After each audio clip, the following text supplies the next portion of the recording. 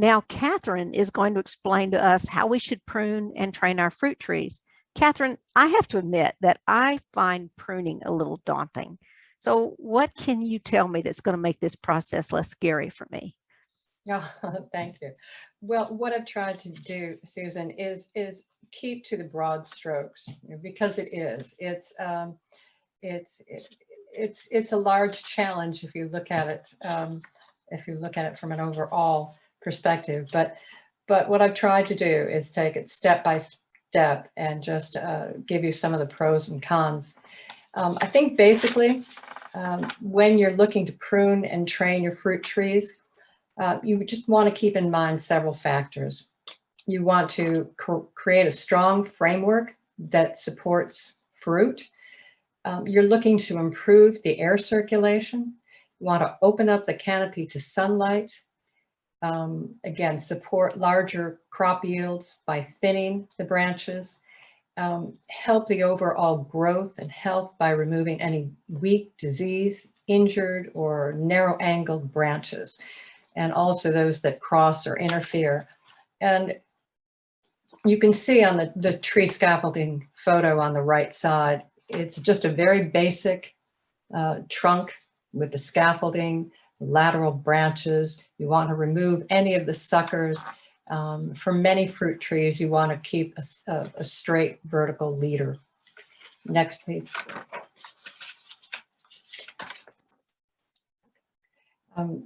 The obvious but very critical element is when you're working, you really need to use clean and sharp tools.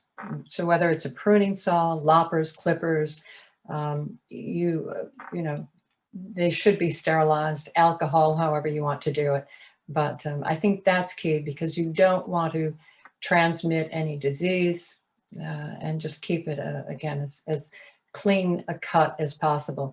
And you also need good timing, which is referring to the dog on the right. Next, please. And I think that's one of the most important things about pruning too, is it's like so much in gardening and growing, it all has to be done at the right time, and timing is everything. So when you're looking to prune, just it's good to remember that trees are part of an ecosystem. There's more than what you see. They have roots that interconnect below the surface, and everything you do has an effect. So if you prune too late in the season, then you don't give the branches time to harden off, that's going to really stress the tree. So again, a few factors to remain are: the best time to prune is late winter to early spring, prior to blooming and after the hard frost. Definitely prune before the buds break and the tree starts actively growing. And never prune when the flowers or the fruit are out, because that's when a tree is really putting forth its energy. There are two types of pruning: hard versus soft pruning. It's again pretty obvious. The hard pruning is going to take off far more than soft pruning, and always remember that smaller wounds heal more quickly. So less is often best when it comes to pruning or training. A key fact to remember is you never want to remove more than a third of your wood in any given season when you're pruning, because that will just adversely affect your fruit tree.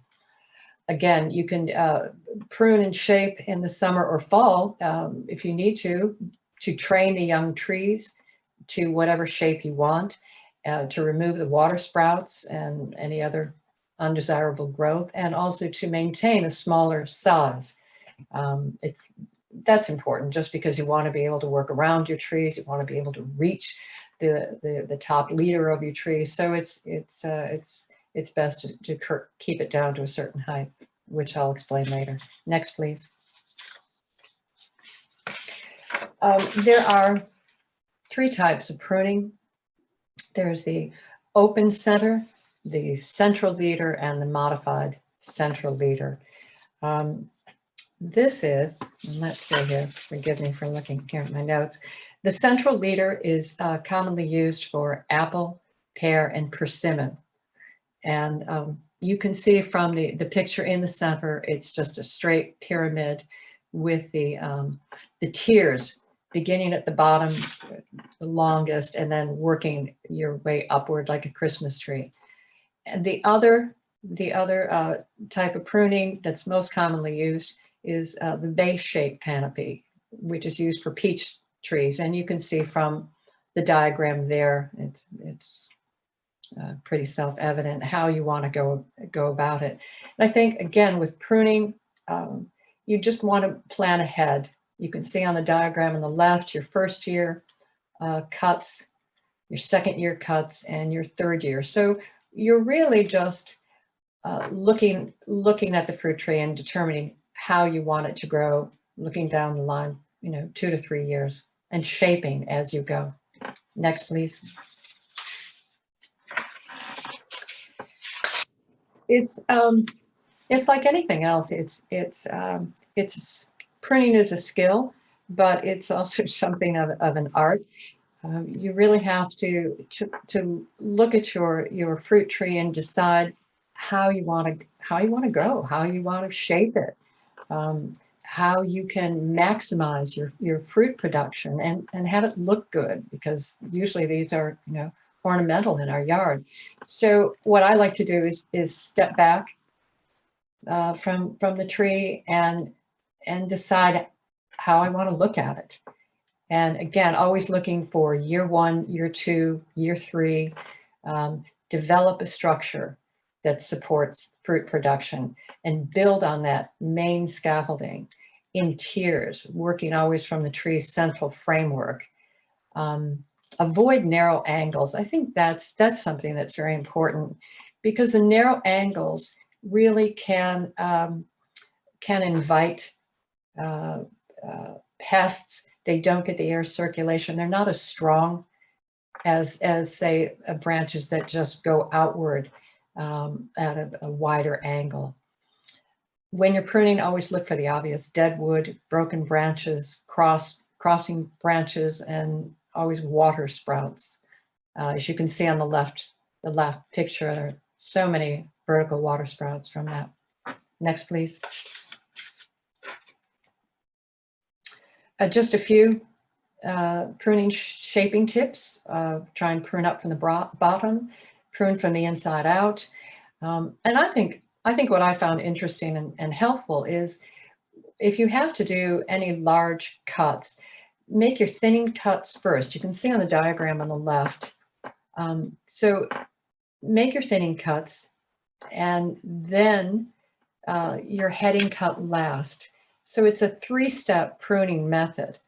And that way you're not going to have the trunk falling on you and tearing as you go. It's just a very logical process. Then with the rest of it, it's shaping. It's always good to remove all but the largest fruits from every branch to maximize fruit yields. Next. And I think that's it. Thank you very much. Oh, thank you. I think that I might be a little more prepared the next time I have to grab my pruners. I know. We'll see. Every time I do these things, I think, all right, well, I know a bit about this subject, and then I start doing the research, and I just throw up my hands, because there is so much. There is so much.